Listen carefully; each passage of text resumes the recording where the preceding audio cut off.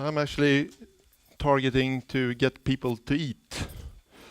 But it scares people that he was talking about, the cancer patients. And we've been devoting quite a bit of time in order to reduce food effect so that people don't have to fast for 6 hours a day. Forward, backwards, pointer. Thank you.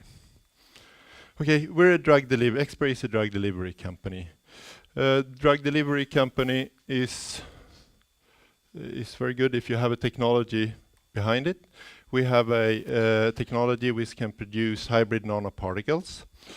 This type of particles is the API, the drug, and a matrix-forming polymer, which together precipitates to a nanoparticle and has beneficial properties when it comes to drugs and to actually get drugs into the blood.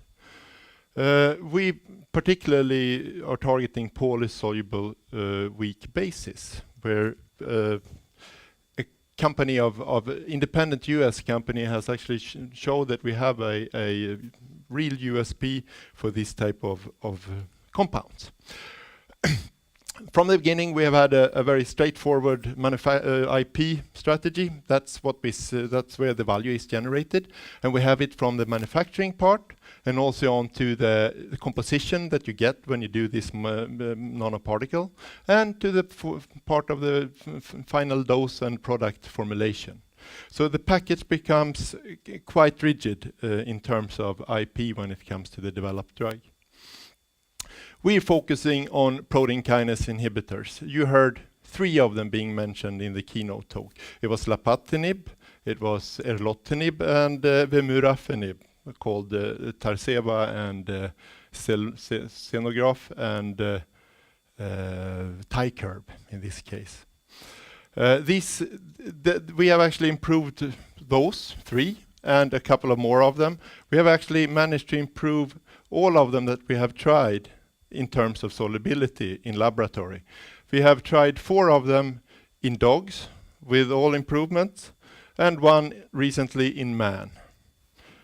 So basically we have a platform formulation which is a little bit unique because when you have a compound like this, you treat them basically as unique when you develop them as a company. We have created a platform for them. The issues with this type of inhibitors is that they are highly variable and in the same time have a very narrow therapeutic range. So you need to hit the specific range of therapeutic window. And if you overshoot, it gets toxicity, and if you undershoot, you have no reduced therapeutic effect. So it's a very, very challenging part, and then you add drug-drug interactions to that. Much of this is formulation related, and Genentech has published a couple of papers lately about this pH-dependent absorption, asking if that is the Achilles heel of targeted therapy, basically. This is oral drugs coming into the stomach. The stomach should be acidic or neutral. If it's neutral, limited therapeutic effect. If it's acidic, okay. 10% of the elderly is neutral by default. Then we have food effect and solubility issues that these type of compounds have. To date, no platform technologies are available for solving these issues. We have the Xpray hybrid nanoparticle platform that do this, and now we're lucky because now we have a really good clinical proof on the platform technology.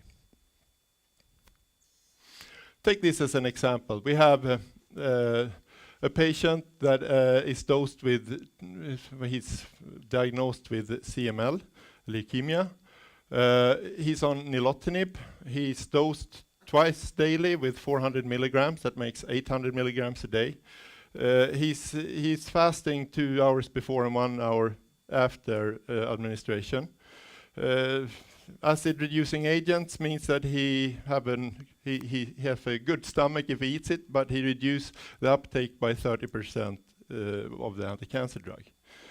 And in this particular case, it's an issue with the concentration-driven adverse effect. It's a drug-induced sudden death side effect occurring in 0.3% of the patients. So a huge safety issue for this drug. Our formulation gets the same exposure at 150 milligrams. If you dose that twice daily, you get 300 milligrams in total. So one could ask, where do these 500 milligrams go? Either they can contribute to concentration increase, which drives the QT prolongation, or it goes into the intestinal side where it causes diarrheas and local side effects. Can do, at least. We have reduced the food effect so that we don't believe there would be any need for fasting. And together with the allowing acid reducing agents, we believe that we can, in this case, create a safer product that with better chance of therapeutic effect, meaning that you hit the therapeutic windows in a better way. The market for this is diversified. First of all, we had 24 marketed PKIs already. You saw 3 of them in the keynote. They selling for a total of $20 billion right now. We can offer improved versions to the originator, just like the example that you saw. Or we can improve the version to specialist generic players, like in oncology players in this case.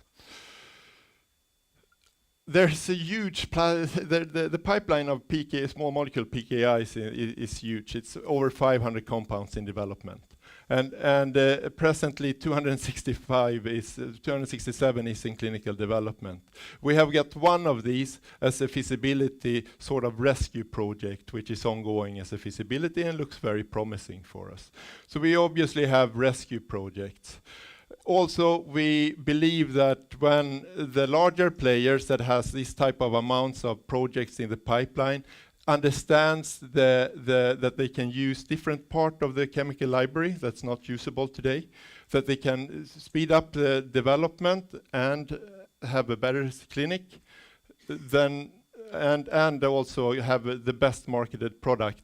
We believe that we have a good case of actually selling off this part of the formulation platform that we consist of.